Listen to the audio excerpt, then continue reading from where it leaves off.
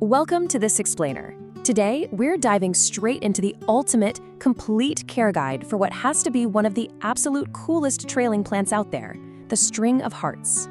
If you've been wanting to grow those gorgeous marbled silver and green vines, but weren't quite sure where to start, well, you're in exactly the right place.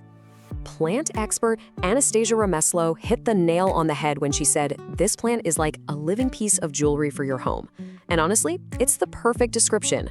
But the absolute best part, and she points this out too, is that the leaves on a string of hearts will literally tell you exactly when they're thirsty.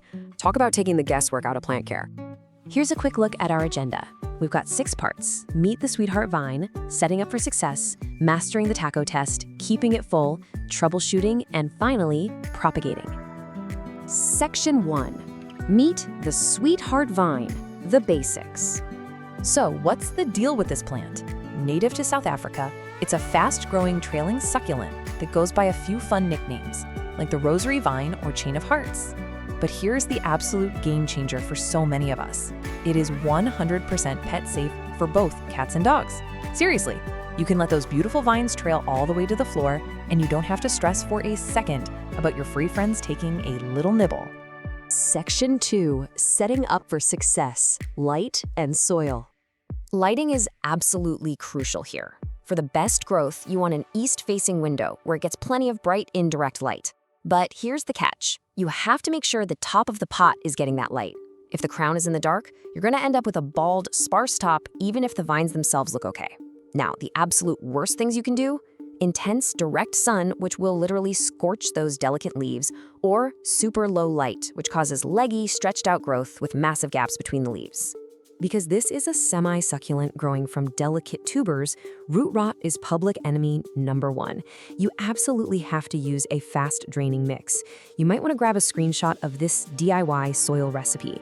You just take 1 part standard potting soil, 1 part perlite or pumice to really open it up, 1 part coco coir, and a ½ part of coarse sand. Mix all that up and you've got an airy, well-draining medium that your plant will absolutely love.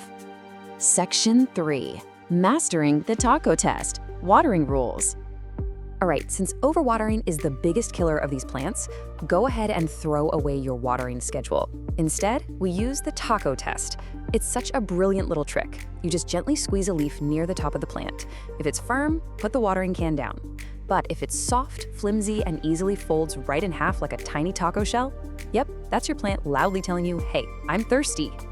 When it finally passes that taco test, you want to use the classic soak and dry method. First, water the soil really thoroughly until water is actively running out of the drainage holes. Second, let that pot drain completely. Remember, these guys have shallow roots and they hate wet feet, so never, ever let it sit in the saucer of excess water. And step 3, just wait. Wait for the soil to dry out and for the leaves to pass the taco test all over again before you even think about giving it another drink. Section 4. Keeping it full, maintenance and blooms. We all want that lush, bushy look, right? Well, here is a massive insider secret. Keep your plant in a shallow terracotta pot. Terracotta breathes, which helps the soil dry faster. Then prune those super long wandering strands and literally just lay the cuttings right back onto the top of the soil in that same pot. They'll root right there and create this incredibly dense, beautiful canopy of hearts on top. So if you're giving it great light, well-draining soil, and perfect watering, does the string of hearts actually bloom? Surprisingly, yes, and honestly, they are so weird and wonderful. All through the summer and fall, a happy plant will push out these tiny, waxy, tubular flowers.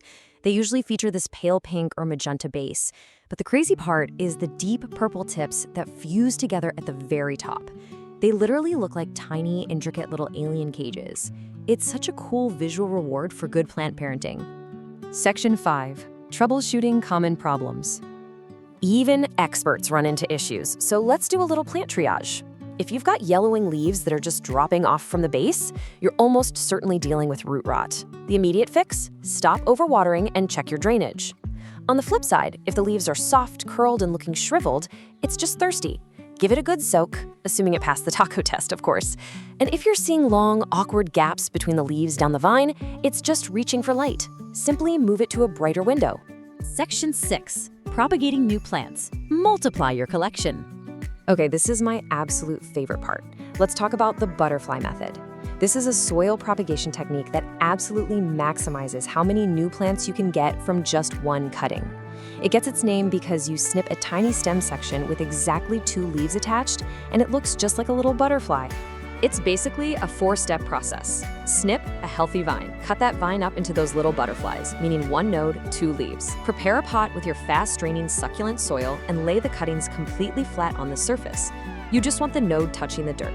And finally, keep them lightly moist in bright indirect light until they root. Boom! Whole new vines. Now, what if your mature plant is instead growing these little aerial tubers? They look like tiny beads along the stems. Well, nature has already done the hard work for you. Just find one of those little balls, press it directly onto the soil surface of a new pot, keep it slightly moist, and it'll root right in and shoot out a brand new vine. But hey, if you're someone who loves to actually watch the roots grow, water propagation is totally an option. Just take a few 4-inch cuttings, pinch the leaves off the bottom, and drop those bare stems right into a jar of water. Keep it somewhere bright, change the water every few days, and once you see roots that are about 1 inch long, you can transplant them directly into your soil mix. Armed with everything from the foolproof taco test to the incredible butterfly method, the only question left is, just how expansive is your indoor jungle gonna get now that you know exactly how to care for this sweetheart vine? I highly encourage you to grab some snips and get propagating today. Thanks so much for joining me for this explainer, and happy planting!